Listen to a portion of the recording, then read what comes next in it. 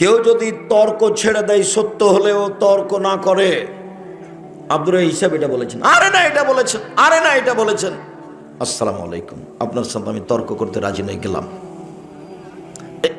এইরকম যে তর্ক ছেড়ে দিবে, আমি মোহাম্মদ সাল্লাল্লাহু আলাইহি সাল্লাম তাকে একটা জান্নাতে ঘর নিয়ে দিব। মোহাম্মদ সাল্লাল্লাহু আলাইহি সাল্লাম এই জিম্মেদারি নিয়েছেন, তা ঘোষণা দিয়েছে। 2, ওবে বাইতিন ফি রাওয়াজিল জান্নাহ লিমান তারাকাল মিরাহা ওয়া ইন কানা মাযে।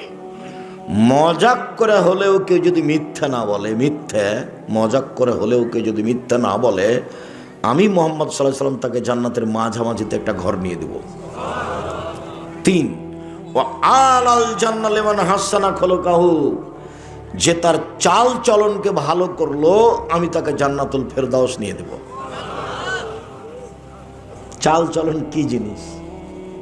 কেন চাল চলন তো বুঝি, ওই যে ওকে স্বভাব ভালো, ছেলেটা খুব ভালো, ব্যবহার খুব ভালো, ছেলেটা খুব লুতুবে নরম কথা বলে, ছেলেটা খুব ভালো, এই যে ভালো চাল চলন। ওর কথা বলছি দুমখটার দুনিয়ার বদ, আর মুখ কত খারাপ, ওকে দেখতে মন চায় না, বলে না মানুষে। এই যে মানুষ ভালো মন্দ বুঝে, এটাই হলো ভালো চাল চলন। ভালো কথা ভালো কর্ম, ভালো কথা ভালো কর্ম, প্রতিশোধ নেই, প্রতিবাদ নেই, প্রতিশোধ নেই, বদনাম গীবত নেই।